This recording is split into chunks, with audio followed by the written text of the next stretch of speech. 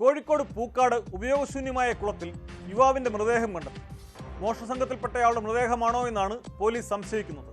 ഏതാനും ദിവസം മുമ്പ് പ്രദേശത്ത് മോഷണശല്യമുണ്ടായിരുന്നു. സമീപപ്രദേശങ്ങളിലെ CCTV ദൃശ്യങ്ങൾ ശേഖരിച്ചാണ് പോലീസ് അന്വേഷണം.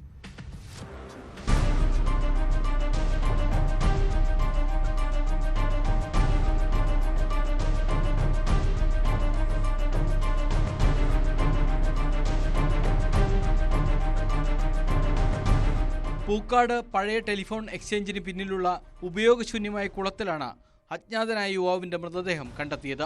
അസഹ്യമായ ദുർഗന്ധത്തെ തുടർന്ന് നാട്ടുകാർ നടത്തിയ തെരച്ചിലാണ് മൃതദേഹം കണ്ടെടുത്തത്.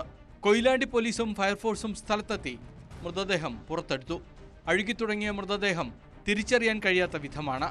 മൃതദേഹത്തിന് കൂടെ തുണികളും കണ്ടെത്തിയിട്ടുണ്ട്.